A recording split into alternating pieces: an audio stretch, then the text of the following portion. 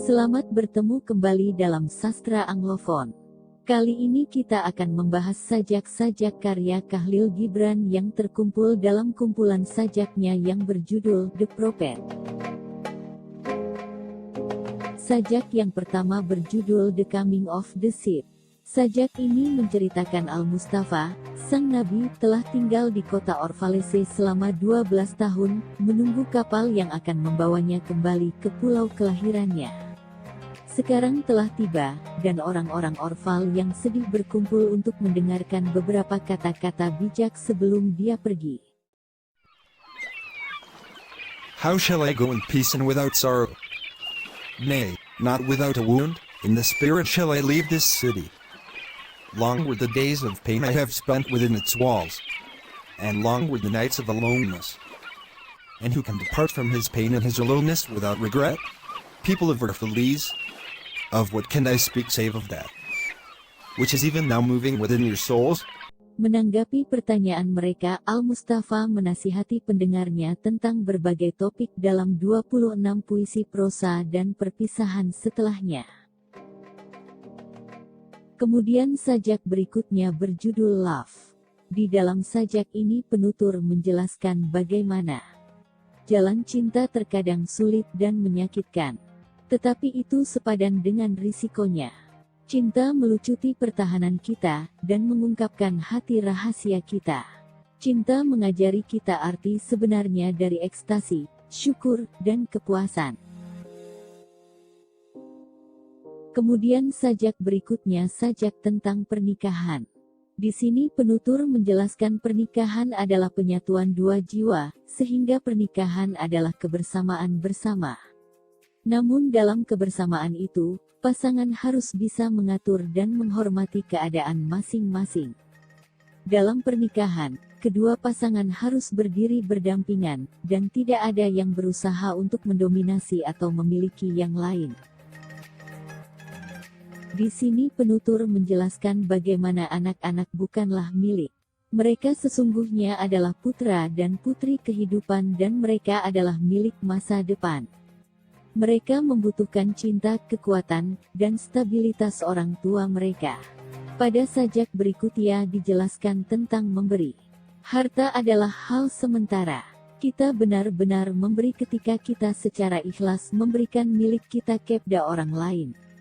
Sehingga kita bisa memberi dengan ikhlas dan tanpa terlebih dahulu menilai kelayakan penerima. Sebenarnya, hiduplah yang memberi kita kehidupan. Kita hanyalah alat memberi. Sajak berikutnya adalah sajak tentang makan dan minum. Makan dan minum adalah hal yang wajar dan perlu. Makan dan minumlah dengan alasan hanya untuk beribadah karena kita pada dasarnya juga diatur oleh hukum alam. Suatu hari nanti, kita akan menyerahkan hidup kita untuk kekekalan. Setelah makan dan minum, sajak berikutnya adalah tentang bekerja. Pekerjaan yang dilakukan dengan cinta adalah upaya mulia untuk memenuhi kehidupan. Sehingga hal itu membangun ikatan spiritual, menyatukan diri kita dengan diri kita sendiri, dengan satu sama lain, dan dengan Tuhan. Pekerjaan yang dilakukan tanpa cinta menghasilkan produk akhir yang kurang bermanfaat. Berikutnya adalah tentang sukacita dan duka. Suka dan duka saling melengkapi dan tidak terpisahkan. Kapasitas untuk kegembiraan diimbangi dengan kemampuan untuk berduka. Keduanya sama-sama hadir dalam kehidupan seseorang. Selanjutnya adalah sajak tentang rumah. Meskipun kita tinggal di sebuah rumah di dalam sebuah tembok, kita jangan kehilangan hubungan spiritual kita dengan alam. Rumah memberikan kenyamanan fisik, tetapi nafsu untuk kenyamanan membunuh gairah jiwa kita. Jiwa kita, yang sebenarnya tidak dibatasi oleh dinding, adalah bagian dari dunia spiritual kehidupan yang luas. Selanjutnya kita bisa membaca sajak tentang pakaian. Di sini, penutur menjelaskan bahwa pakaian adalah pelindung kita dari dingin, dan juga mencerminkan kesopanan. Tetapi pakaian juga menyembunyikan kecantikan alami tubuh kita, sehingga mencerminkan perasaan malu dan pikiran yang tidak bersih. Kita adalah bagian dari dunia alami, dan dunia menyambut kita. Berikutnya adalah sajak tentang jual beli. Bumi menyediakan semua karunia yang diperlukan untuk menopang setiap kehidupan. Di pasar, hadiah-hadiah harus ditukar dengan cinta yang dipandu oleh kesalehan. Tak seorang pun boleh meninggalkan pasar dengan kebutuhan mereka yang tidak terpenuhi. Selanjutnya adalah sajak tentang kejahatan dan hukuman. Di dalam sajak ini penutur menjelaskan bagaimana orang yang melakukan kejahatan tidak berbeda jiwanya dengan orang lain. Semua orang mampu melakukan kebaikan dan kejahatan. Baik korban, penjahat, atau hakim, semua bertanggung jawab atas kejahatan, ketidakadilan.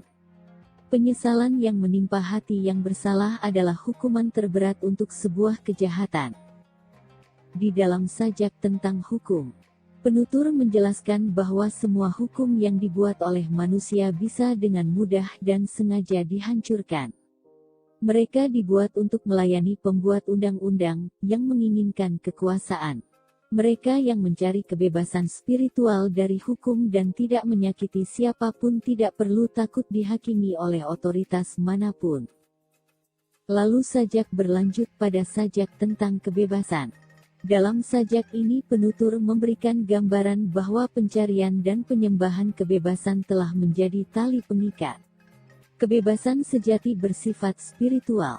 Ini adalah kemampuan jiwa untuk menerima dan mengatasi perawatan, keinginan, dan kesedihan dunia ini. Selanjutnya adalah sajak tentang alasan dan gairah. Jiwa seringkali merupakan medan pertempuran antara akal dan nafsu. Kedamaian membutuhkan semua elemen ini di dalam diri kita. Konflik tidak perlu ada karena masing-masing memiliki tujuan. Dan belajarlah membiarkan mereka bekerja sama secara harmonis. Berikutnya adalah sajak tentang rasa sakit. Rasa sakit karena emosional dan spiritual datang dengan terungkapnya kebenaran yang telah disembunyikan atau disangkal. Itu adalah bagian dari hidup dan tidak kalah menakjubkan dari kegembiraan. Ini bisa menjadi ramuan penyembuhan. Terimalah seperti itu, dan percayakan obat pahitnya untuk menyembuhkan diri kita yang sakit. Selanjutnya adalah sajak tentang pengetahuan diri. Di sini penutur menjelaskan bahwa pengetahuan diri adalah harta yang muncul dari keberadaan kita yang tak terbatas. Harta karun itu tidak dapat ditimbang atau diukur. Itu adalah sumber kebenaran dan jalan untuk bertemu dengan jiwa alam semesta. Berikutnya adalah sajak tentang mengajar. Tidak ada guru yang bisa memberi kita kebijaksanaan. Kita memperolehnya sendiri melalui pengetahuan dan kontemplasi. Seorang guru menyediakan lingkungan iman dan cinta yang tepat di mana kebijaksanaan mulai bergerak dan tumbuh. Selanjutnya adalah sajak tentang persahabatan.